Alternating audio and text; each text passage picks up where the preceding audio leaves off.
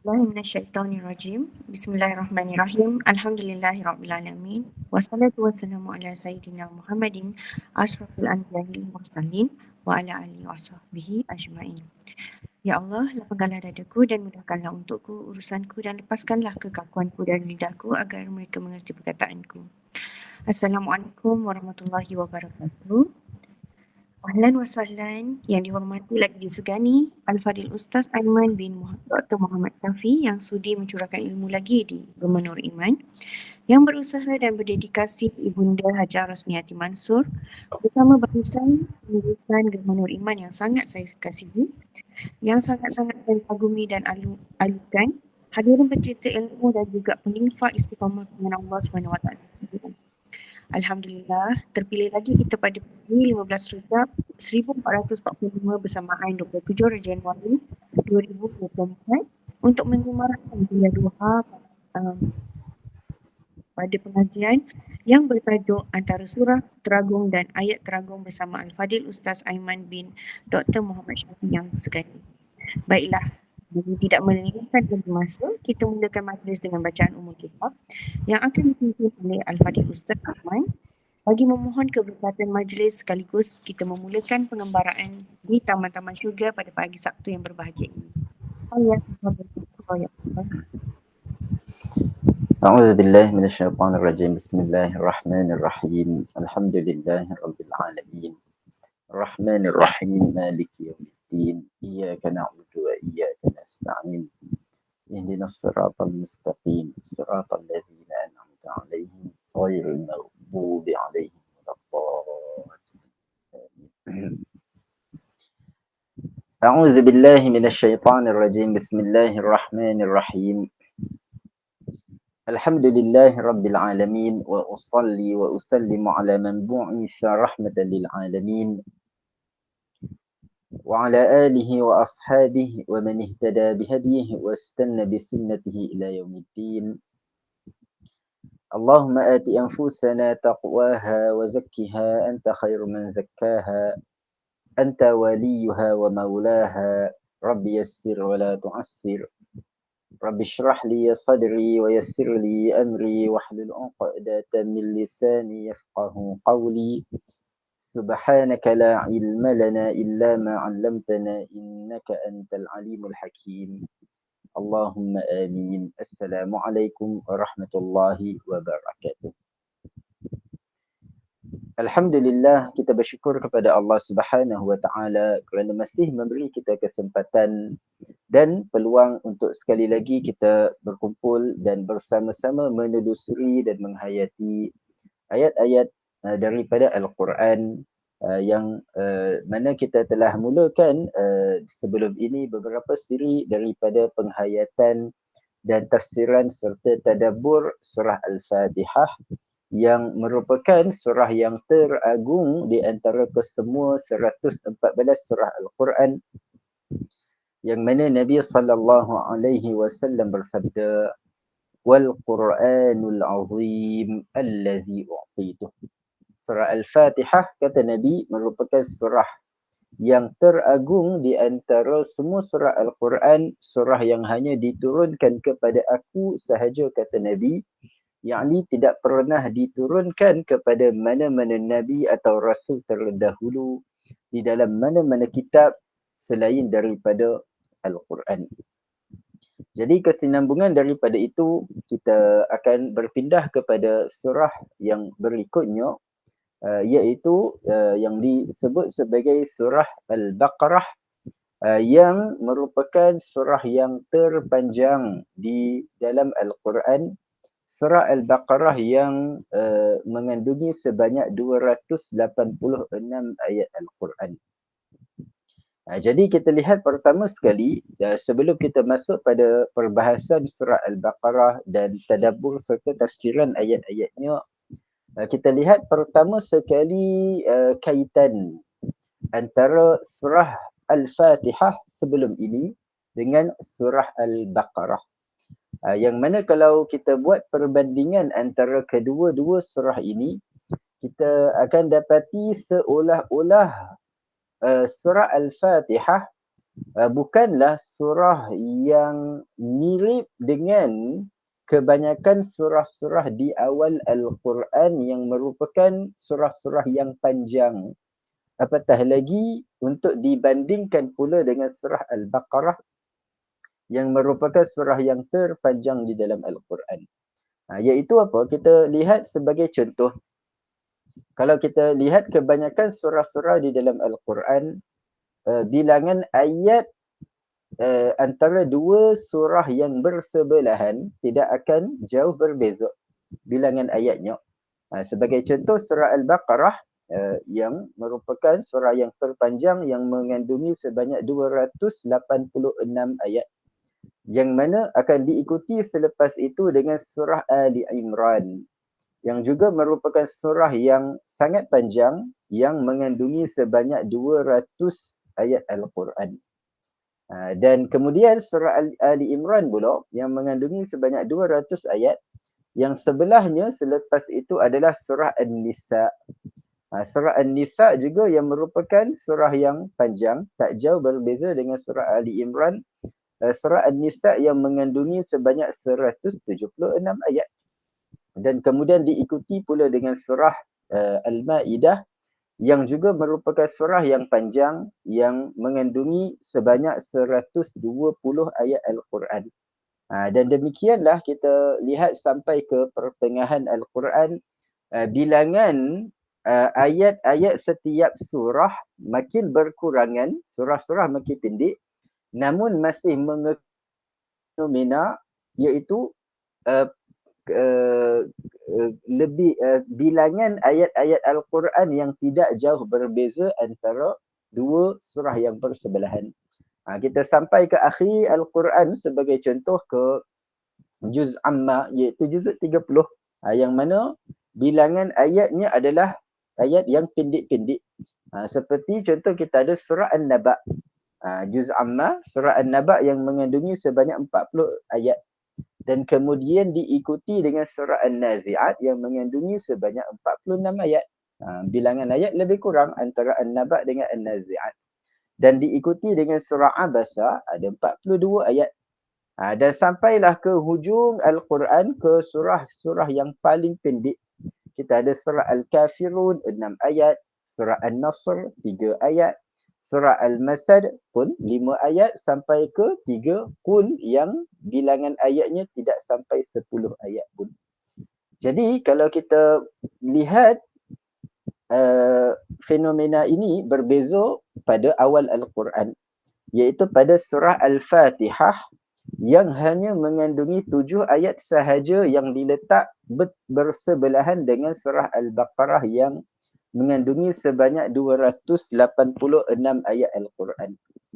Jadi kita mungkin tertanya, mengapa tidak surah Al-Fatihah mengapa tidak diletakkan di penghujung Al-Quran bersebelahan dengan surah-surah yang pendek di dalam juz amma? Al-Fatihah 7 ayat mirip dengan ayat-ayat daripada surah An-Nas, surah Al-Falaq, surah Al-Ikhlas, surah Al-Kafirun, surah Al-Masad, surah Al-Ma'un. Mengapa Al-Fatihah yang hanya mengandungi 7 ayat ini diletakkan di awal Al-Quran? Apa kesesuaian atau kaitan yang menghubungkan Al-Fatihah dengan Al-Baqarah yang merupakan surah terpanjang di dalam Al-Quran? Jadi kita lihat pertama sekali hubungan antara Al-Fatihah dengan Al-Baqarah ini yang membuatkan Al-Fatihah diletakkan di awal Al-Quran sebelum Al-Baqarah, iaitu surah Al-Fatihah dengan surah Al-Baqarah. Kita boleh lihat pertama sekali satu persamaan atau satu hubung kait, iaitu surah Al-Fatihah sebagaimana yang kita sebutkan di awal tadi di dalam hadis, yang mana Al-Fatihah merupakan surah yang teragung di antara kesemua 114 surah Al-Quran.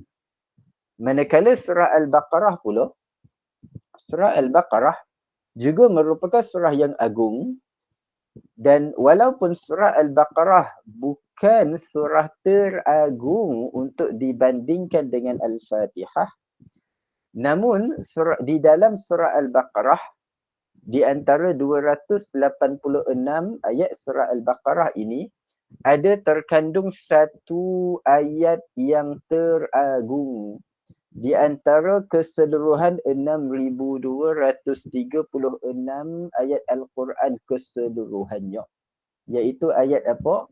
Ayat kursi, Allahu la ilaha illa huwal hayyul qayyum. Jadi kita lihat sekalipun hubungan Al-Fatihah dengan Al-Baqarah bukanlah hubungan dari segi bilangan ayatnya. Sangat jauh berbeza. Ayat Al-Fatihah 7 ayat, Al-Baqarah 286 ayat. Tapi dua surah ini memiliki hubungan lain yang lebih erat, iaitu hubungan antara satu surah yang teragung di dalam Al-Quran dengan satu surah yang menggandungi ayat yang teragung di antara keseluruhan ayat-ayat Al-Quran. Jadi surah Al-Fatihah, kita lihat 7 ayat Al-Fatihah ini, setiap satu ayat Al-Fatihah bukan merupakan ayat teragung di antara keseluruhan ayat Al-Quran. Tetapi gabungan 7 ayat Al-Fatihah ini membentuk satu surah yang teragung di antara 114 surah Al-Quran. Manakala surah Al-Baqarah pula, gabungan 286 ayat Al-Baqarah tidak membentuk satu surah yang teragung seperti Al-Fatihah. Namun di antara kesemua 286 ayat Al-Baqarah ini terdapat satu ayat yang teragung di antara kesemua 6,000 lebih ayat-ayat di dalam Al-Quran. Jadi itu yang pertama sekali kita lihat sebagai muqaddimah, sebagai perpindahan daripada Al-Fatihah kepada Al-Baqarah, supaya kita faham dan jelas bahawasanya semua 114 surah Al-Quran yang disusun begini, dimulakan dengan Al-Fatihah dan diikuti dengan Al-Baqarah, kemudian Ali Imran, kemudian An-Nisa, kemudian Al-Ma'idah, Al-An'am, sampai diakhiri Al-Quran dengan Al-Ikhlas dan Al-Falaq dan An-Nas, adalah susunan yang sangat unik dan bersebab dan mempunyai rahsia dan hikmahnya, dan bukan saja-saja. Dan semua surah Al-Quran yang disusun dengan mula dengan Al-Fatihah, diakhiri dengan An-Nas, adalah susunan yang merupakan perintah daripada Allah Subhanahu wa Ta'ala. Walaupun kita tahu Al-Quran ditulis ataupun lebih tepat dibukukan hanya setelah kewafatan Nabi sallallahu alaihi wasallam, di zaman para sahabat, zaman Khulafaur Rashidin, dibukukan Al-Quran, dikumpulkan dalam satu bentuk mushaf yang disusun ayat-ayat dan surahnya dari awal hingga akhir, dibukukan setelah pada zaman sahabat.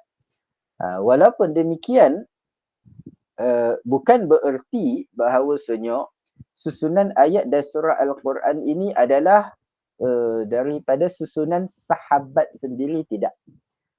Bukan sahabat yang fikir kita nak letak surah pertama dalam Quran surah apa, Al-Fatihah dulu ke, Yasin dulu ke, Sejadah dulu ke, Dukhan dulu ke, surah An-Naba kita nak letak mana, letak ujung-ujung ke, letak tengah-tengah ke, tidak. Ini susunan ayat Al-Quran bukan ijtihad daripada para sahabat. Bukan dia orang pada pandai letak surah tu kat awal, surah ni dekat akhir, tidak. Tetapi mereka susun ayat dan surah Al-Quran di dalam mushaf mengikut perintah Nabi sallallahu alaihi wasallam setiap kali ayat-ayat ini turun di zaman baginda. Kerana setiap kali ada ayat Al-Quran yang turun, kita tahu bukan sahaja surah Al-Quran turun secara berperingkat, ayat-ayat Al-Quran di dalam satu surah yang sama pun turun secara berperingkat. Jadi setiap kali turun satu surah Al-Quran, sahabat akan tertanyalah, kita hari tu contoh turun surah An-Nas. Lepas tu turun pula surah Al-Kafirun. Jadi sahabat tertanyalah, mana nak baca dulu? Kalau kita baca dalam solat contoh, nak baca An-Nas dulu ke, nak baca Al-Kafirun dulu? Jadi Nabi akan bagi tahulah, bila turun satu surah Al-Quran, Nabi akan kata surah sekian, kedudukannya atau susunannya sebelum surah sekian atau selepas surah sekian. Jadi Nabi akan beritahu. Jadi dia orang tahulah bila dalam solat contoh, kita nak baca surah ni dulu ke, surah tu dulu ke, ikut susunan yang Nabi dah bagi tahu. Walaupun mungkin bertentangan dengan susunan dari segi masa, tarikh, waktu penurunan surah tu. Mana boleh jadi surah ni turun lebih awal, tapi dari segi susunan dalam Quran diletakkan di akhir. Boleh jadi satu surah ni turun kemudian, tapi dari segi susunan diletakkan di awal. Macam contoh apa? Kita ada surah yang paling awal turun daripada Al-Quran yang merupakan wahyu pertama Nabi terima sewaktu di Gua Hira. Wahyu pertama turun surah Yasin ke surah Al-Waqi'ah. Wahyu pertama turun adalah daripada surah Al-Alaq. Yang 5 ayat pertama surah Al-Alaq, Iqra' bismi rabbikal ladzi khalaq. Itu wahyu pertama. Tapi kita tengok surah Al-Alaq yang pertama sekali turun daripada wahyu, dia letak di awal Quran ke? Tidak. Surah Al-Alaq diletak di akhir-akhir Quran, dekat juzuk Ammar, pun dekat ujung-ujung juzuk Ammar, juzuk 30 dah. Surah Al-Alaq paling awal turun, tiba-tiba letak di hujung Al-Quran. Manakala surah Al-Baqarah pula, yang merupakan surah yang turun setelah Nabi berhijrah ke Madinah. 13 tahun Nabi berdakwah ke Mekah, tak turun lagi Al-Baqarah. Lepas Nabi dah berhijrah ke Madinah, baru dah turun surah Al-Baqarah. Malahan surah yang terakhir lengkap di dalam Al-Quran adalah surah Al-Baqarah. Ayat terakhir yang turun daripada Al-Quran sebelum wafat Nabi SAW, setelah turun ayat surah Al-Ma'idah itu, turun ayat terakhir iaitu daripada surah Al-Baqarah. Jadi kita lihat surah Al-Baqarah paling akhir lengkap pun tiba-tiba diletakkan susunannya di awal Al-Quran, sejurus selepas Al-Fatihah. Jadi sebab tu sebagaimana ayat Al-Quran itu wahyu daripada Allah. Bukan Nabi yang reka-reka pandai-pandai. Zaman sahabat mereka cuma menulisnya sahaja di atas lembaran mushaf, mereka cuma menyalinnya semula sahaja. Sebagaimana ayat Quran itu bukan rekaan Nabi, bukan rekaan sahabat, wahyu daripada Allah. Demikianlah juga susunan ayat dan surah Al-Quran juga adalah wahyu daripada Allah. Bukan sahabat yang pandai-pandai surah panjang-panjang kita letak kat awal lah, bagi diorang semangat sikit ngaji awal-awal. Dah hujung-hujung diorang dah penat-penat, kita letaklah surah pendek-pendek supaya diorang tak rasa bosan sangat baca Quran. Tak, bukan pandai-pandai sahabat yang reka susunan ini, hanya semata-mata wahyu daripada Allah. Sebab itu bila kita lihat semua susunan surah dan ayat di dalam Al-Quran adalah merupakan wahyu daripada Allah dan perintah daripada Nabi SAW kepada para sahabat setiap kali ayat-ayat Al-Quran ini turun. Sebab itu kita akan lihat bukan sahaja di dalam setiap ayat Al-Quran itu ada rahsia dan hikmah yang tersembunyi di sebaliknya, malahan pada susunan setiap surah Al-Quran ini juga terkandung rahsia yang tersembunyi di sebaliknya. Maknanya bila letak Al-Fatihah, lepas tu Al-Baqarah. Bila kita kaji, kita akan tengok, memang inilah susunan yang paling sesuai, yang paling kena. Bila Al-Fatihah, selepas tu Al-Baqarah. Kalau Al-Fatihah, lepas tu letak surah Yasin. Kita nampak macam ada yang tak kena. Lain macam tak ada connection, tak ada hubungan rapat antara Al-Fatihah dengan Yasin. Al-Fatihah lepas tu letak surah Al-Mulk. Tengok macam tak berapa kena, tak padan. Tapi bila letak Al-Fatihah dengan Al-Baqarah, kita tengok hubungan yang sangat rapat antara dua surah ni. Sama juga Al-Baqarah lepas tu Ali Imran. Kita akan tengok kaitan rapat antara penghujung Al-Baqarah dengan pembukaan Ali Imran. Ali Imran lepas tu An-Nisa. Kita akan tengok sangat sepadan. Akhir Ali Imran yang mempunyai kesinambungan sejurus selepas itu bermula ayat pertama surah An-Nisa. Jadi kita lihat sedikit sebagai contoh perbandingan antara penutup Al-Fatihah di dalam ayat 7-nya dengan pembukaan Al-Baqarah daripada ayat 1-nya. Ini kita belum masuk perincian satu persatu lah. Kita cuma nak tengok perbandingan umum sahaja dahulu. Nampak nampak serasi. Kita kata nampak serasi, sangat sepadan. Seolah-olah macam ada kesinambungan antara penutup sesuatu surah dengan pembukaan surah selepasnya. Tadi kita dah tengok kaitan Al-Fatihah dengan Al-Baqarah dari segi kaitan surah teragung dengan surah yang mengandungi ayat teragung. Kita lihat satu perkara berkaitan penutup Al-Fatihah ayat 7 dengan pembukaan Al-Baqarah daripada ayat pertama.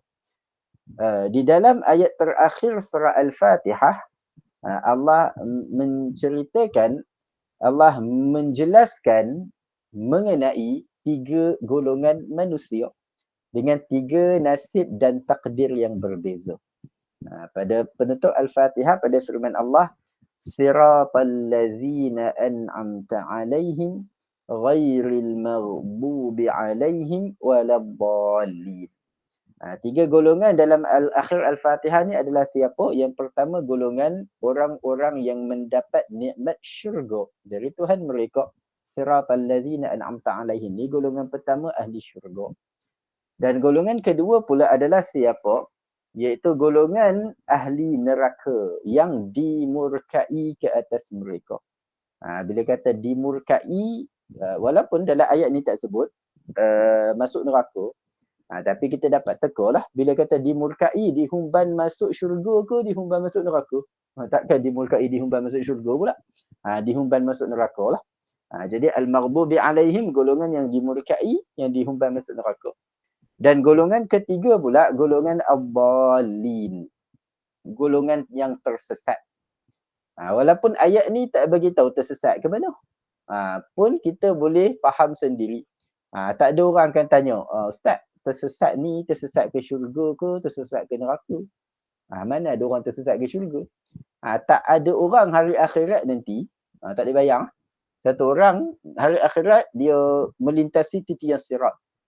Titian sirat yang sangat panjang, yang halus daripada rambut, lebih tajam daripada pedang tu. Dia melintasi dengan susah payah, dia ambil masa mungkin beribu tahun sampai ke penghujung, selamat sampai dah. Dia nampak kat ujung tu ada pintu bercahaya, bersinar-sinar, ada malaikat tengah tunggu, ada istana, ada macam-macam. Jadi bila dia sampai kat pintu tu, malaikat sambut dia. Ahlan wa sahlan, selamat datang pakcik, tahniah pakcik dah sampai apa semua. Bila dia nak masuk tu, malaikat sambut dia nak bagi dia masuk, dia kata kejap, cik malaikat, jap, saya nak tanya kejap. Saya nak pastikan dulu. Ni tumpang tanya tempat apa ni cik malaikat? Malaikat kata apa? Lagi syurga lah, cepatlah masuk. Allahu Akbar, malaikat, saya tersilap lah. Saya nak ke neraka tadi, macam mana boleh tersesat sampai ke syurga? Tak ada. Tak ada orang tersesat ke syurga. Tak ada. Tak ada orang nak masuk neraka tersesat ke syurga. Tak ada. Yang ada apa? Yang ada orang tu dia nak ke syurga, tersilap jalan, tersesat masuk neraka. Yang tu ada.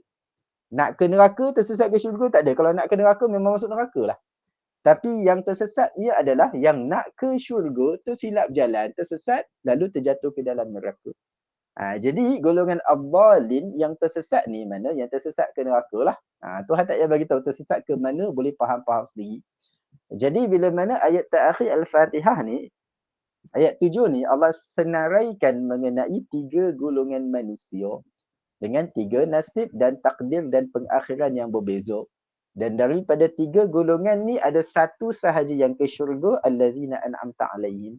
Dan ada 2 lagi yang ke neraka, sama ada al-maghdubi alaihim sebab dimurkai ataupun ad-dallin sebab tersesat ke neraka. Jadi kita tengok bagaimana Allah rumuskan nasib dan takdir semua umat manusia dari zaman Nabi Adam sampai hari kiamat. Semua umat manusia Allah rumuskan takdir mereka dalam satu ayat pendek Al-Fatihah. Satu ayat merumuskan semua umat manusia punya pengakhiran, syurga maupun neraka. Membuatkan orang tertanya-tanya, siapa mereka? Siratal ladzina an'amta alaihim. Siapa mereka ahli syurga? Apa amalan mereka? Apa rahsia mereka? Bagaimana cara untuk kita jadi seperti mereka dan masuk syurga? Jadi orang tertanyalah, siapa dia? Siratal ladzina an'amta alaihim. Macam mana nak jadi macam ahli syurga ni? Allah ada jelaskan ke dalam Al-Fatihah siapa ahli syurga? apa amalan mereka, apa rahsia mereka. Tak ada. Sedikit pun tak ada perincian pasal ahli syurga ni. Allah cuma bagi tahu ada satu golongan nama dia allazina an'amta alaihim, orang yang dapat nikmat syurga. Siapa mereka? Tak tahu. Apa amalan mereka? Tak tahu. Allah tak bagi tahu setakat ni. Lalu manusia tertanya lagi, siapa pula golongan al-maghdubi alaihim? Siapa pula golongan yang dimurkai ke atas mereka ni sampai dihumban ke dalam neraka? Apa agaknya dosa yang sangat teruk yang mereka dah buat sampai Allah murka atas mereka? Sebab kita tahu manusia kalau buat banyak dosa pun, keampunan Allah lebih besar daripada dosa manusia. Banyak mana dosa pun Allah boleh ampun. Ni macam mana golongan ni, apa agaknya dosa yang sangat besar yang diorang buat sampai Tuhan tak ampun langsung, sampai masuk neraka ni.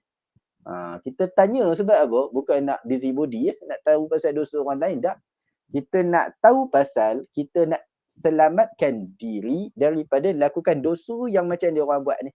Kalau kita terbuat, kita tak perasan, mungkin kita jatuh dalam neraka dengan dia orang. Jadi kita nak tahu supaya kita elak daripada dosa itu. Pun tiada sedikit pun penjelasan dalam Al-Fatihah tentang dosa yang dilakukan golongan yang dimurkai ini. Apa amalan mereka, apa dosa mereka, siapa mereka, tak tahu. Lalu manusia tertanya lagi, siapakah pula golongan ad-dallin, golongan yang tersesat? Bila kata golongan yang tersesat ni, maknanya mereka ni golongan yang masuk neraka tanpa sedar, tak perasan.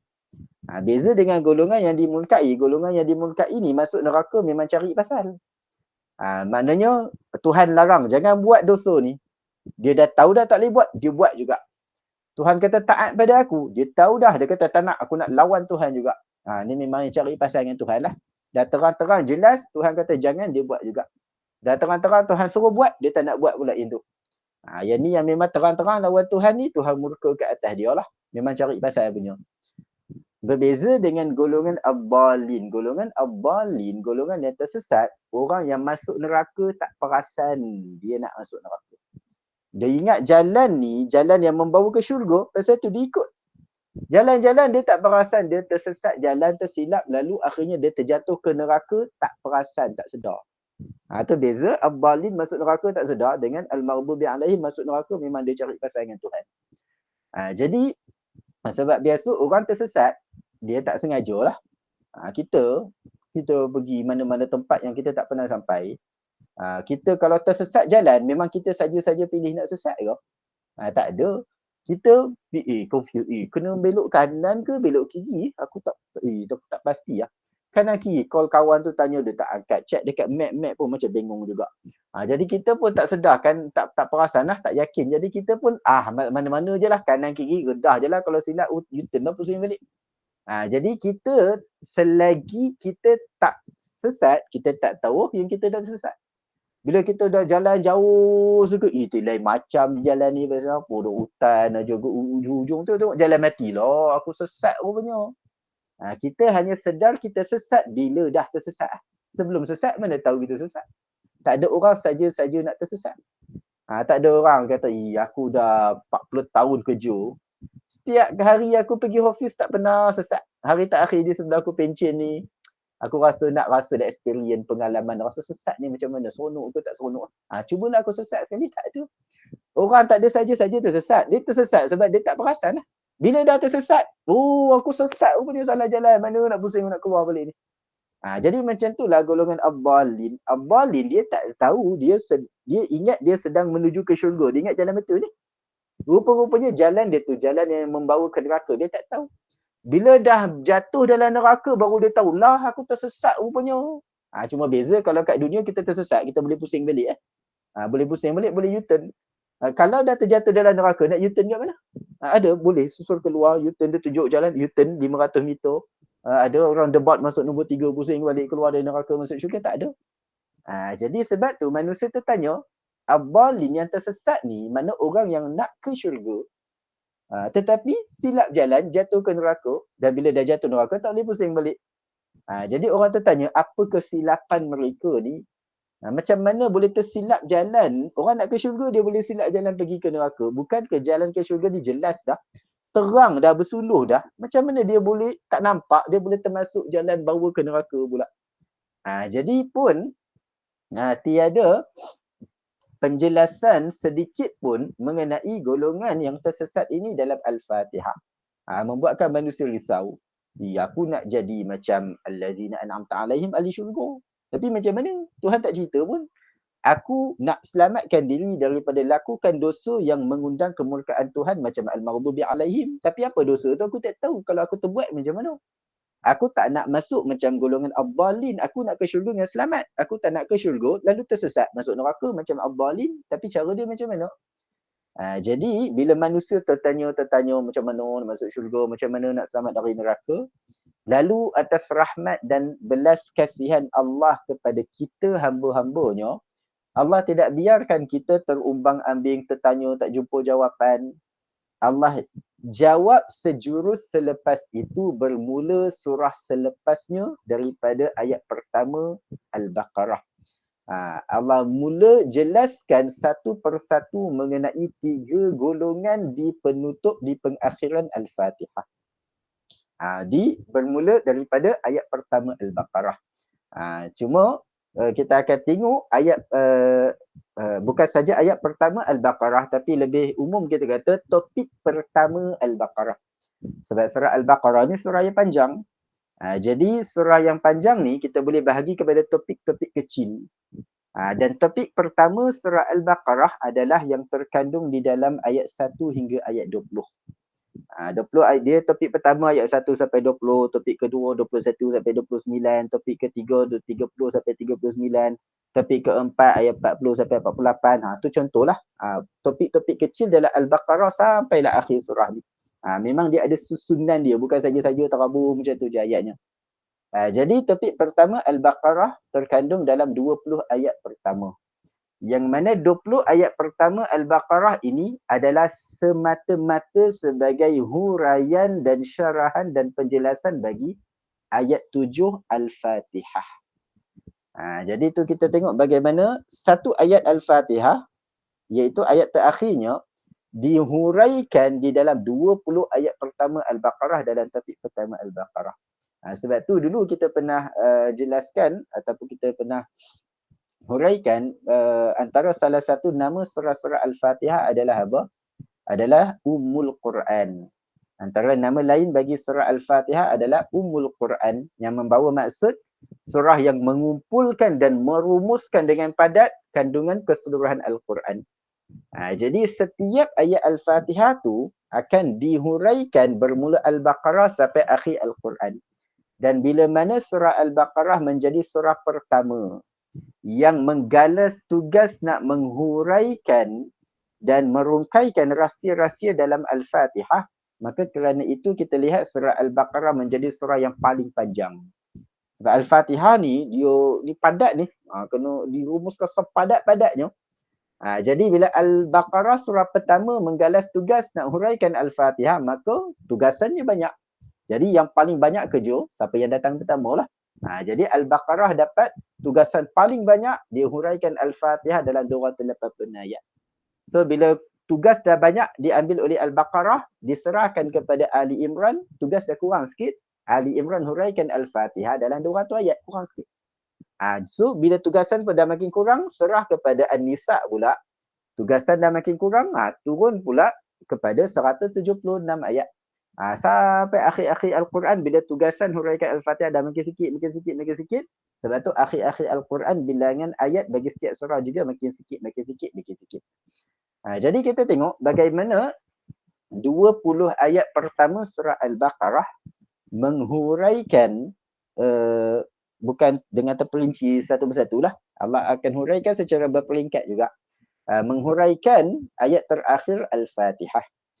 Yang mana kalau kita perhati satu persatu, kita akan dapati sebagaimana ayat terakhir Al-Fatihah tadi, ayat 7 tadi, terbahagi kepada 3 bahagian. Mengenai 3 golongan. Bahagian pertama, siratal ladzina an'amta alaihim, golongan ahli syurga. Bahagian kedua, ghairil maghdubi alaihim, bahagian golongan yang dimurkai. Dan yang ketiga, ad-dallin, bahagian ketiga iaitu mengenai orang yang tersesat. Sebagaimana ayat terakhir Al-Fatihah terbagi kepada 3 bahagian, Demikianlah topik pertama surah Al-Baqarah juga terbahagi kepada 3 bahagian. Maknanya 20 ayat pertama Al-Baqarah ni, ayat 1 sampai 20 ni, kita boleh bahagi kepada 3 bahagian kecil pula. 3 bahagian kecil ni mengikut susunan sama bagi 3 golongan atau 3 pembahagian dalam ayat 7 Al-Fatihah. Jadi kita tengok sikit pembahagian dia macam mana. Iaitu golongan pertama dalam Al-Fatihah, golongan siratal ladzina an'amta alaihim, orang-orang yang mendapat nikmat syurga ni, Allah akan jelaskan di bahagian pertama Al-Baqarah, iaitu dalam ayat 1 sampai 5. Ayat 1 sampai 5 ni daripada Alif Lam Mim sampai ulaika ala hudam mir rabbihim wa ulaika humul muflihun. 5 ayat pertama Al-Baqarah adalah huraian bagi siratal ladzina an'amta alaihim, huraian bagi golongan ahli syurga atau ciri-ciri dan sifat-sifat dan amalan-amalan mereka. Jadi sebab tu kita tengok sekalipun 5 ayat pertama Al-Baqarah ni kita tidak tahu pun mengenai sebarang fadilat dan keistimewaan khusus 5 ayat pertama Al-Baqarah. Macam setengah ayat dalam Quran ada hadis-hadis yang cerita fadilat kelebihan dia. Ayat kursi ada fadilat kelebihan dia. 2-3 ayat terakhir Al-Baqarah, amanar rasul la yukallifullahu nafsan illa wus'aha, ada kelebihan fadilat dia. Tapi 5 ayat pertama Al-Baqarah ni, adakah hadis cerita apa-apa pasal kelebihan fadilat khusus? Tak ada. Tapi kita tengok, kita pelik, masyarakat kita dan setengah masyarakat tempat lain juga, dan sejak dulu lagi, nenek moyang kita lagi, dari dulu selalu baca 5 ayat pertama Al-Baqarah ni. Kalau tak mampu nak baca semua, paling-paling kurang dia orang baca antaranya 5 ayat pertama Al-Baqarah. Doa selamat ke apa-apa selalu baca dari Alif Lam Mim sampai wa ulaika humul muflihun. Kenapa? Apa istimewa 5 ayat ni? Kerana 5 ayat pertama Al-Baqarah ini merumuskan ciri-ciri utama golongan ahli syurga siratal ladzina an'amta alaihim. Jadi bila mana kita nak baca satu persatu tentang ciri ahli syurga, kita kena baca semulalah 30 juzuk Quran. Tapi rumusan mengenai ciri ahli syurga ada kat mana? Dalam 5 ayat pertama Al-Baqarah. Jadi sebab tu masyarakat kita, alim ulama dari dulu, nenek moyang kita, ada apa-apa kesempatan, dia orang baca 5 ayat ni. Ada apa-apa ke majlis ke doa selamat ke apa, dia orang selitkan baca 5 ayat ni, supaya kalau kita tak mampu baca semua ayat Quran yang cerita pasal ciri ahli syurga, paling-paling kita dapat baca 5 ayat ni dan kita dapat muhasabah. Dalam 5 ayat ni Allah sebut berapa ciri ahli syurga. Setiap satu ciri tu aku dah penuhi ke belum, aku dah terapkan dalam diri aku ke, agak-agak kalau mati ni aku dapat masuk syurga ke tidak. Jadi sebab tu 5 ayat pertama Al-Baqarah ni sangat hebat, sangat istimewa kerana merumuskan mengenai golongan, menceritakan sedikit sebanyak mengenai ciri golongan siratal ladzina an'amta alaihim ahli syurga. Okey. Dan kita akan tengok nantilah perinciannya daripada 5 ayat ni. Allah akan senaraikan, Allah akan jelaskan terlebih dahulu siapa mereka allazina an'amta alaihim ahli syurga. Mereka itu adalah orang-orang yang bertakwa. Sebab tu mula Al-Baqarah Allah berfirman Alif Lam Mim zalikal kitabu la raiba fihi hudal lil muttaqin. Al-muttaqin mana orang-orang yang bertakwa. Kemudian start ayat 3 lepas tu baru Allah akan senaraikan antara 5 ciri utama. Bukan 5 ciri sahaja, 5 ciri utama golongan ahli syurga. Yang mana kalau dia dapat terapkan, tanamkan 5 ciri ini dalam diri dia, maka ciri yang ke-6, ciri yang ke-9, ciri yang ke-100, semua akan ringan untuk dipenuhi olehnya selepas tu nanti. Jadi itu ciri pertama, golongan pertama, siratal ladzina an'amta alaihim adalah al-muttaqin, orang bertakwa. Adapun golongan kedua dalam Al-Fatihah iaitu golongan al-maghdubi alaihim, golongan yang dimurkai ke atas mereka. Golongan yang dimurkai ni mesti sebab diorang buat dosa. Takkan dimurkai sebab buat pahala. Kau pasal apa kau dimurkai sebab aku banyak solat, banyak sangat puasa? Tak. Dia dimurkai mesti sebab dia buat dosa. Bukan sebab buat pahala. Jadi manusia tertanya, siapa dia golongan yang dimurkai ni? Golongan kedua yang masuk neraka ni, yang dimurkai sebab masuk neraka sebab dimurkai ni, Allah jelaskan di bahagian kedua Al-Baqarah, iaitu di dalam ayat 6 dan ayat 7. Ayat 6 dan ayat 7 Al-Baqarah, Allah jelaskan siapa mereka al-maghdubi alaihim. Allah berfirman, ayat 6 Al-Baqarah, innallazina kafaru. Sesungguhnya orang-orang yang kufur itu, atau orang yang kafir itu, sawa'un alaihim, sama sahaja ke atas mereka, a'anzartahum am lam tunzirhum la yu'minun. Apakah engkau beri amaran kepada mereka atau engkau tidak beri amaran peringatan pada mereka, la yu'minun, mereka tidak akan beriman. Jadi kalau golongan pertama ahli syurga, allazina an'amta alaihim, tadi siapa? Orang bertakwa, al-muttaqin. Sekarang golongan kedua, al-maghdubi alaihim, yang dimurkai ni pula siapa? Mereka adalah golongan al-kafirin, orang-orang yang kufur kepada Tuhan mereka, yang enggan beriman. Jadi itu golongan kedua yang Allah jelaskan dalam ayat 6 dan ayat 7 surah Al-Baqarah. Manakala golongan yang ketiga, atau yang terakhir ni, golongan ad-dallin. Golongan yang tersesat. Golongan yang tersesat ni pula, kita tengok Allah jelaskan, Allah huraikan mengenai golongan ini dalam 13 ayat yang panjang. Mula daripada ayat 8 Al-Baqarah sampai ayat 20. 13 ayat yang panjang, dekat satu muka surat atau lebih sikit. Mengenai golongan ad-dallin. Siapa mereka? Golongan ad-dallin yang tersesat ini adalah golongan yang juga dikenali sebagai golongan al-munafiqin, orang-orang munafik. Sebab tu mula ayat 8 Al-Baqarah Allah jelaskan terlebih dahulu definisi mereka. Siapa orang yang tersesat ni?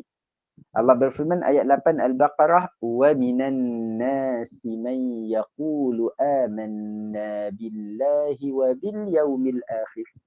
Allah berfirman mafhumnya, dan dari kalangan manusia itu ada orang yang dia berkata, kami telah beriman dengan Allah dan hari akhirat. Allah tak kata ada orang yang dia beriman. Tak. Allah kata orang yang dia kata telah beriman. Mana iman dia kat mulut ke dekat hati? Kat mulut je. Mulut je mengucap syahadah, mulut je cakap aku beriman, mulut je cakap aku baik, mulut je cakap manis, cakap nak masuk syurga. Tapi hatinya sebenarnya memendamkan kekufuran, bukan keimanan.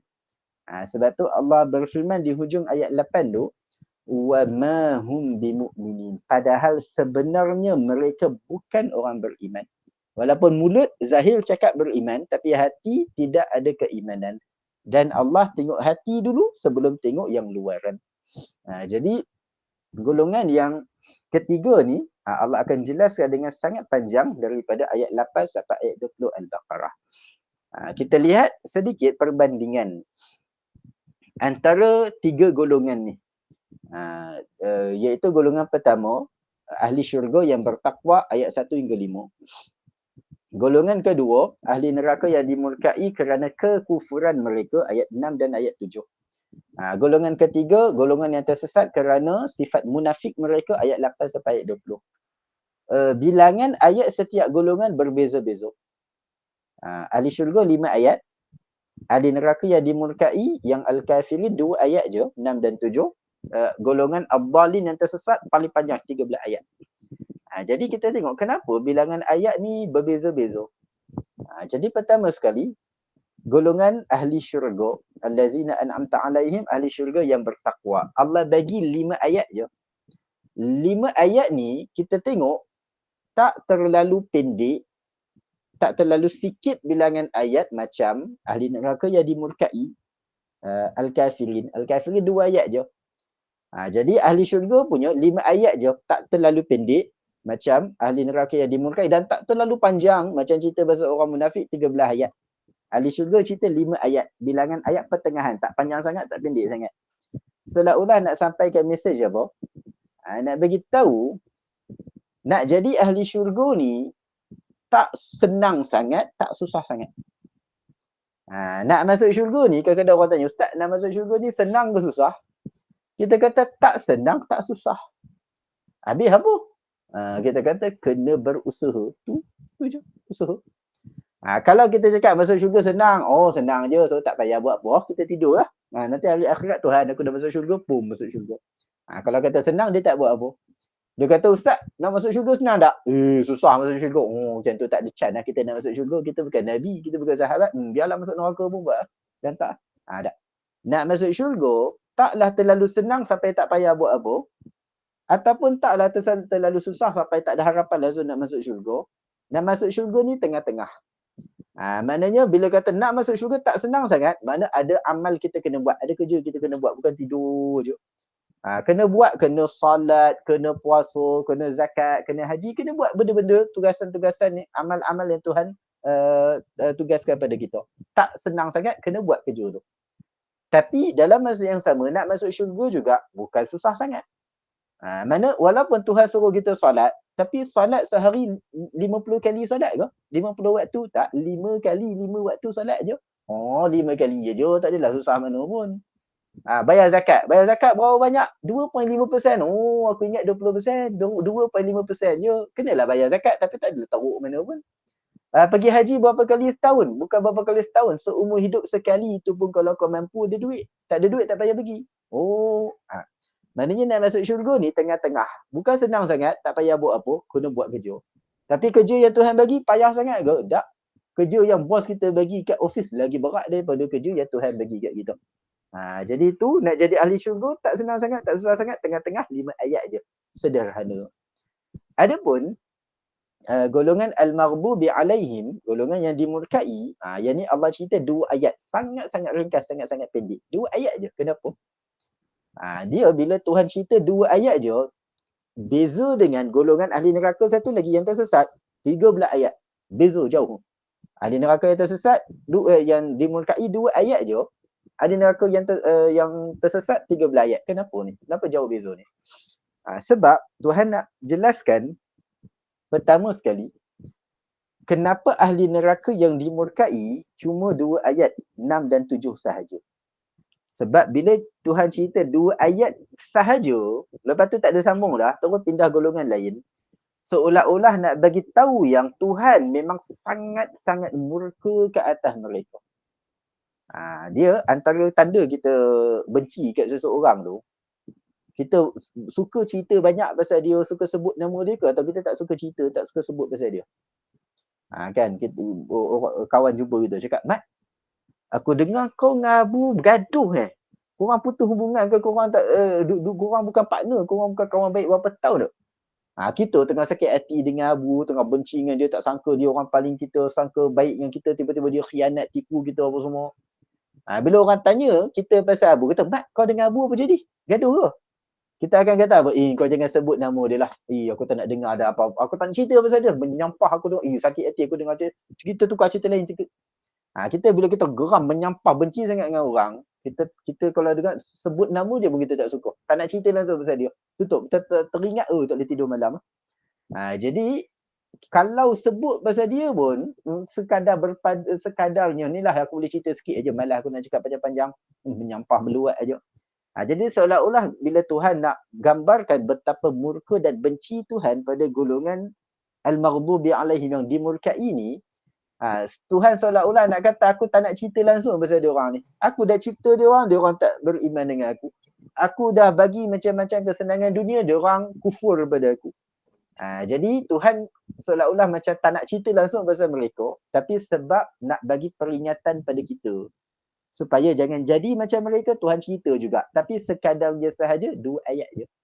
Tuhan bagi tahu ayat 6 apa dosa mereka. Tuhan bagi tahu ayat 7 apa akibat yang menimpa mereka. Habis cerita. 2 ayat. Aku tak nak cerita panjang-panjang. Korang baca 2 ayat ni, korang ambil pengajaran, jangan jadi macam mereka. Habis.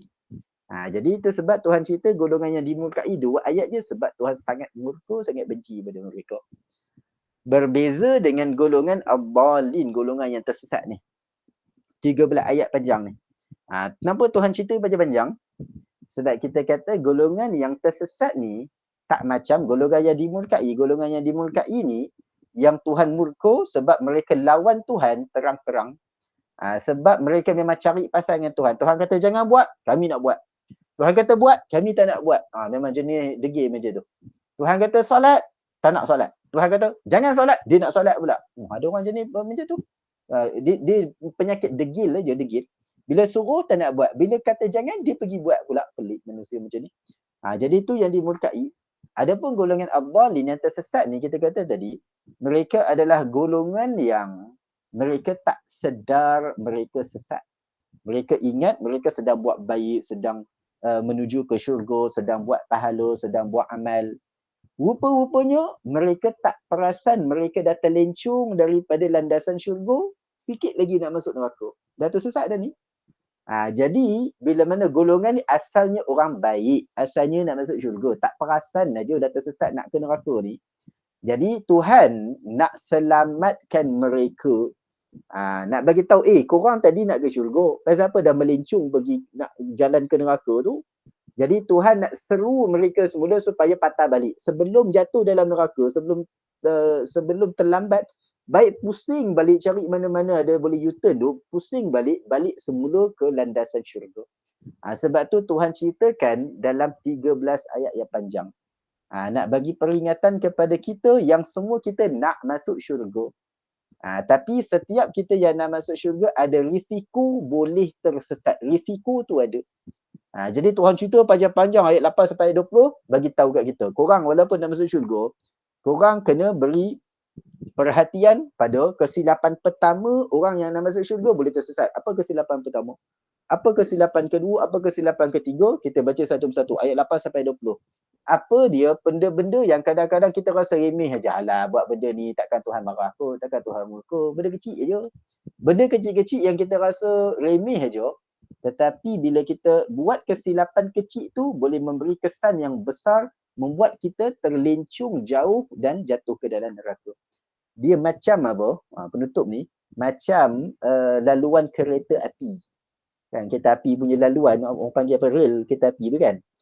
Kan dia punya laluan kadang-kadang untuk lurus straight ke, untuk belok kanan belok kiri kadang-kadang sikit je beza dia. Kan kalau dia straight macam tu, kereta api tu straight lah. Sikit aja beza dia lencungkan sikit, dia buka sikit laluan sini, kereta api tu boleh melencong pergi sampai ke arah lain jauh sana. Di ibarat macam tu lah jalan nak ke syurga. Kita jalan straight, kita rasa aku straight dengan aku belok kiri sikit je, apa beza, macam tak ada beza. Tapi kesan dia akan bawa kita makin jauh daripada syurga dan berisiko jatuh tersesat ke dalam neraka. Jadi sebab tu Allah cerita mengenai golongan yang tersesat ke neraka ni dengan begitu panjang dalam 13 ayat. Jadi dah panjang-panjang cerita ni, jadi kita pun tak tahu mana punca mana hujungnya. Ustaz cerita macam tak nak berhenti je. Jadi penghujung ni kita rumuskan semula apa yang kita huraikan tadi berkaitan hubungan antara Al-Fatihah dengan Al-Baqarah, iaitu tiga golongan yang Allah rumuskan di dalam Al-Fatihah. Yang pertama golongan siratal ladzina an'amta alaihim ahli syurga, mereka adalah golongan orang-orang yang bertakwa. Di dalam Al-Baqarah al-muttaqin. Itu golongan pertama. Golongan kedua di dalam Al-Fatihah al-maghdubi alaihim, yang dimurkai ke atas mereka, mereka adalah golongan al-kafirin di dalam Al-Baqarah ayat 6 dan ayat 7. Manakala golongan ketiga, golongan ad-dallin di dalam Al-Fatihah yang tersesat itu, mereka lah golongan al-munafiqin, orang-orang munafik di dalam Al-Baqarah. Jadi itu bagaimana kita lihat ayat terakhir Al-Fatihah yang dihuraikan bermula 20 ayat pertama Al-Baqarah, dan kemudian akan ditambah lagi huraian dalam topik kedua, ketiga dan sehinggalah ke penghujung Al-Quranul Karim. Jadi itu yang kita lihat sedikit sebanyak sebagai muqaddimah dan sebagai proses perpindahan daripada Al-Fatihah kepada Al-Baqarah, dan perincian-perincian lainnya yang kita huraikan di kesempatan lain insya-Allah jika ada rezeki dan ada umur. Dan itu sedikit sebanyak yang sempat kita kongsikan pada pagi ini di kesempatan ini. Dan apa yang baik daripada kerunia Allah Subhanahu Wa Taala, dan saya mohon maaf atas segala kekurangan dan kesilapan dan kalau terkasar bahasa. Dan saya tak pasti kalau kita ada sesiapa yang ada soalan ke, boleh bertanya. Dan kalau tidak ada, kita boleh akhiri majlis ilmu kita ni insya-Allah. Jadi saya serahkan semula kepada Tuan Nur insya-Allah. Baik, terima kasih Ustaz. Jadi kita boleh buka soalan ni Ustaz kepada hadirin yang ingin bertanyakan soalan. Ya, Kita ya, buka ya. dipersilakan. Jadi hadirin yang ada mempunyai persoalan ataupun pertanyaan boleh mengajukan soalan kepada Ustaz. Dipersilakan.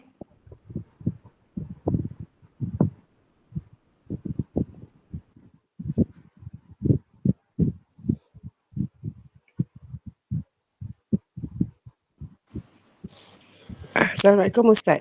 Ustaz, tadi Ustaz cakap yang orang yang tak sengaja, sengaja masuk neraka tu macam mana Ustaz? Amalan dia macam mana Ustaz? Yang ialah dia tak tahu yang dia masuk neraka ni macam mana? Macam apa benda yang buat dia Ustaz? Macam orang yang contoh orang yang dia menganggap semua agama sama sahaja. Bila kita ajak dia masuk Islam, contoh dia kata pada pendapat saya semua agama sama saja, semua agama membawa ke syurga. Saya masuk Islam ke, saya jadi Kristian ke, saya jadi Yahudi ke, saya sembah patung, saya sembah apa, semua agama baik. Semua agama membawa ke syurga. Jadi dia rasa ikutlah jalan agama mana-mana pun semua membawa ke syurga. Jadi bila dia pilih, dia kata tak semesti saya kena pilih jadi orang Islam, saya nak pilih jadi orang Kristian lah. Saya nak pilih jadi orang Buddha lah, jadi apa-apa agama. Jadi bila dia pilih mana-mana agama selain agama Islam, maka dia telah pilih satu laluan menuju ke neraka yang dia sangka laluan itu membawa ke syurga. Jadi kat dunia dia mungkin tak perasan, dia tak sedar. Kat akhirat baru dia sedar lah, kenapa kat dunia dulu aku tak pilih jalan agama Islam, satu-satu jalan yang membawa ke syurga. Kenapa aku pergi ikut jalan agama-agama lain yang membuatkan aku tersesat masuk ke neraka. Jadi itu satu contoh inilah mengenai abbalin, yang tersesat. Dia bukan orang yang pukul orang, belasah orang, rompak bank. Dia tak ada buat benda-benda jahat. Dia nak buat baik. Cuma nak buat baik, dia malah nak kaji agama apa yang benar. Dia kata lantaklah ikutlah apa-apa agama pun, semua agama baik, kita akan masuk syurga semua sekali. Tak kira orang Islam ke orang bukan Islam.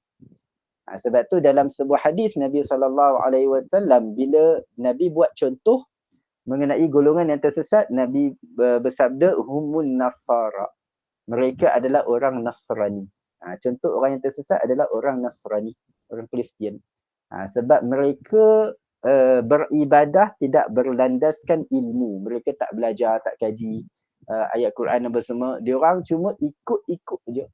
Kata kita nak beramal macam mana? Ikutlah, tengok kat gereja dia orang buat apa, kita buat. Nak mengaji tidak ada. Sekadar buatlah apa pun hidup, buatlah dosa apa, setiap hari Ahad kita pergi gereja minta ampun, lepas tu minggu depan buat benda sama lagi. Sekadar tu sahaja. Itu wallahu a'lam. Dan ada jemaah atau hadirin yang masih lagi nak bertanyakan soalan? Ustaz, ada soalan di chat. Orang Islam yang tidak bersolat itu, adakah mereka munafik? Soalannya, orang Islam yang tidak solat itu adakah mereka munafik? Dia golongan orang yang tak solat ni pula, dia bukan termasuk golongan munafik. Sebab yang orang munafik ni mereka solat. Sebab tu nama mereka orang munafik, sebab mereka orang yang nak mengaku sebagai orang Islam dan nak buktikan dekat orang ramai supaya percaya dia sebagai orang Islam, maka dia akan solat.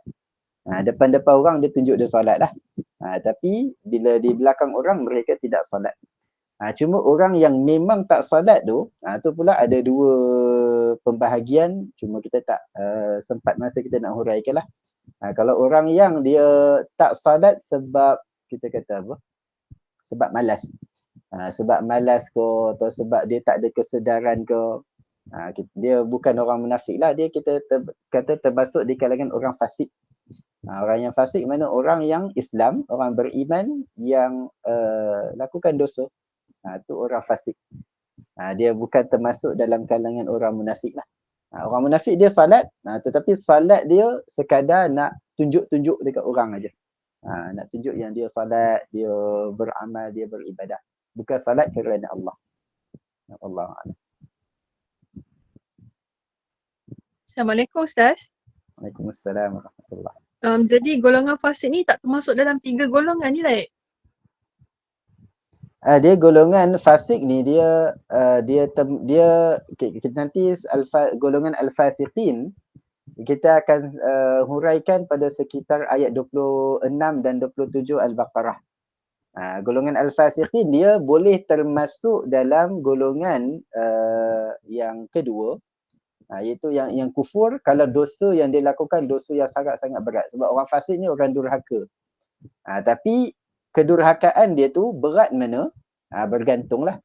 Kalau kedurhakaan dia sangat berat sampai tahap kepada kekufuran, maka dia boleh masuk dalam golongan kedua. Kalau kedurhakaan dia ringan sahaja, dia lakukan dosa tapi lepas tu dia bertaubat semua tu, dia masih ada peluang, ada harapan masuk golongan pertama. Tuhan boleh ampun dosa dia boleh masuk syurga. Tapi itu nanti mengenai golongan al-fasiqin Allah akan mula cerita sekitar ayat 26 dan ayat 27 nanti insya-Allah. Terima kasih Ustaz. Sama-sama. Baik, jemaah ada lagi yang nak bertanyakan soalan sebelum saya tutup? Ada. Assalamualaikum Ustaz. Waalaikumsalam warahmatullahi. Ni saya ingin bertanya, saya dengar ada segolongan orang dia agama dia free thinker. So macam mana dikiranya itu? Dia termasuk orang macam Nasrani yang cuba ikut-ikut sahaja ke? Free thinker. Ustaz ada pernah dengar? Golongan apa tu? Tak pernah dengar. Golongan apa? Ya, free thinker. Apa maksud dia? Maksudnya dia macam tak ada agama lah. Dia suka hati dia macam tu. Itu termasuk dalam itu termasuk dalam ke? Ya? Macam golongan etis ke? Tak beragama, tak mungkin lah. Mungkin. Dia maknanya dia tak ada agama lah ya Ustaz. Dia samalah. Dia sama. Dia apa sahaja yang tidak mengikut ajaran agama Islam, maka dia risiko termasuk golongan ad-dallin. Golongan ad-dallin ya. Ya. Okey Ustaz. Okay, Ustaz, terima kasih. Sama-sama. Ayat 8 hingga ayat 20, Allah telah menerangkan panjang lebar tentang orang-orang munafik. Sila perjelaskan. Terima kasih. Ya, jelaskan apa maksudnya? Hingga ke 20 tu Ustaz yang tentang orang munafik tu. Ya. Soalannya? Munah minta jelaskan yang itu. Jelaskan ayat 8 sampai 20. Iya, tentang orang munafik tu. Penjelasannya panjang ayat 8 sampai 20 insya-Allah di kesempatan lain. Cuma satu perkara kita boleh rumuskan, Allah cerita pasal orang munafik sangat panjang ni sebagai peringatan kepada kita orang Islam. Supaya jangan terlalu selesa bila kita mengaku kita dah beriman, kita solat, kita puasa. Jangan terlalu seronok kata aku dah solat kot, aku boleh masuk syurga ni. Aku dah puasa ni, aku boleh masuk syurga ni. Belum tentu. Sebab ada juga orang yang mengaku sebagai orang Islam dan dia solat, dia puasa, tetapi akhirnya dia tersesat masuk ke neraka seperti orang munafik. Jadi nak elak daripada jadi seperti orang munafik, caranya apa? Allah akan jelaskan satu persatu dari ayat 8 sampai 20. Supaya bila kita nak masuk syurga, pertama kita baca ayat 1 sampai 5, apa aku kena buat untuk aku masuk syurga. Dan dalam masa yang sama kita kena baca ayat 8 sampai 20 untuk kita tengok apa dia kesilapan-kesilapan yang aku kena elakkan sepanjang perjalanan aku nak masuk syurga. Sebab kalau kita dah beramal untuk masuk syurga, dalam masa yang sama kalau amalan kita tu ada unsur riak ke, ada unsur sombong, menunjuk-nunjuk, merendahkan orang lain, boleh membuatkan amalan kita sia-sia sahaja walaupun dah banyak amal kita buat. Jadi itu semua Allah akan perincikanlah satu persatu dari ayat 8 sampai 20 nanti insya-Allah. Ustaz, ada satu lagi soalan. Ya. Golongan munafik ni tak ada peluang masuk syurga ke? Ustaz. Dia golongan munafik ni pula nanti ada huraian dia, mana ada pecahan dia ada dua golongan. Satu yang disebut sebagai golongan yang munafik amali. Mana orang yang dia ada ciri-ciri orang munafik tapi dia bukan sepenuhnya munafik. Dia bukan 100% munafik lah. Mana dia ada buat dosa macam orang munafik, dia bercakap, dia menipu, dia berjanji, dia mungkir janji. Ciri-ciri orang munafik dia ada 1, 2, 3 ciri orang munafik, dia bukan pure munafik lah. Dia bukan 100%. Yang ni ada peluang nak diampunkan, boleh masuk syurga. Sebab dia bukan 100% munafik. Tapi kalau orang yang 100% munafik yang disebut yang munafik yang i'tiqadi. Memang seluruh diri dia adalah orang munafik. 100% munafik, yang ini yang tidak diampunkan, yang masuk neraka yang paling bawah sekali. Wallahualam. Lebih kurang macam fasik ke Ustaz?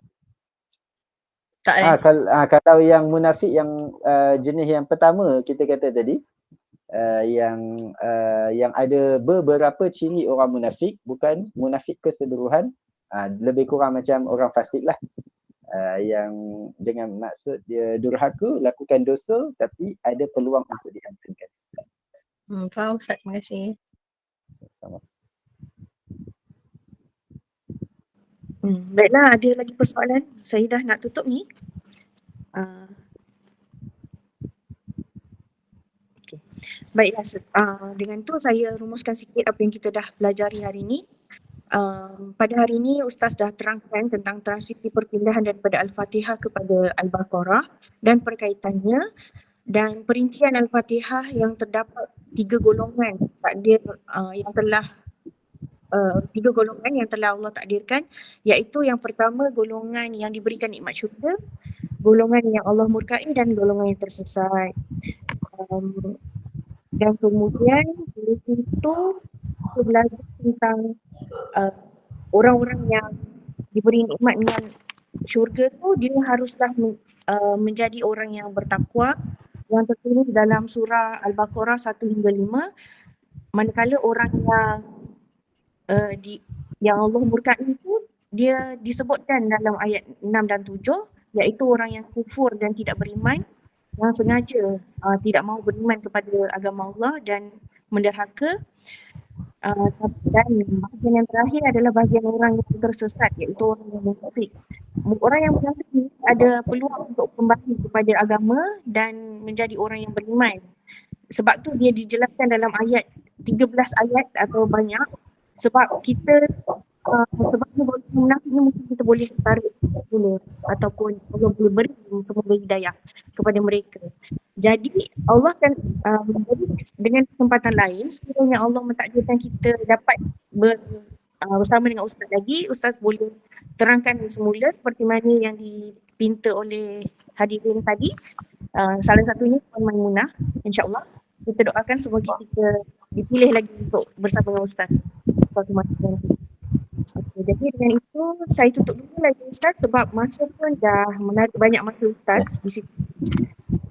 Jadi alhamdulillah, jazakallahu khairan hasira buat Ustaz Aiman bin Dr.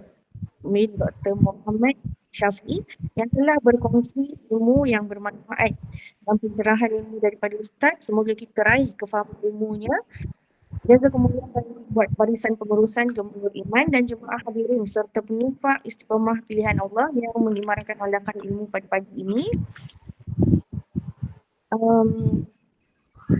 Semoga kita semua terpilih lagi untuk kuliah yang seterusnya pada kuliah ASA pada pukul 5.10 bersama dengan Ustaz Imam Farid bin Syari pada 5.30 petang dengan syarah Al-Wafi dengan kuliah Asar Al-Wafi syarah hadis 40 Imam Nawawi. Semoga kita semua terpilih untuk mengimarkan lagi kuliah itu pada nanti. Dan saya, Adik Irma binti Sukir, mewakili pengurusan Gemenur Iman, memohon maaf atas khilaf dan kelemahan kami, dan bagi menangguhkan majlis yang penuh barakah dan mulia ini, saya dengan penuh rasa hormat ingin memohon Ustaz memimpin bacaan tasbih kafarah dan suratul As, dan saya akhiri dengan lafaz mulia, wabillahi taufiq wal hidayah. Assalamualaikum warahmatullahi wabarakatuh. Sudah Ustaz. Subhanakallahumma wa bihamdik asyhadu an la ilaha illa anta astaghfiruka wa atubu ilaik. Bismillahirrahmanirrahim. Wal 'asri innal insana lafi khusr illa alladhina amanu wa 'amilus salihati wa tawassaw bil haqqi wa tawassaw bis sabr. Wa sallallahu ala sayyidina Muhammad wa ala alihi wa sahbihi wa sallam. Walhamdulillahi rabbil alamin. Wassalamu alaikum warahmatullahi wabarakatuh.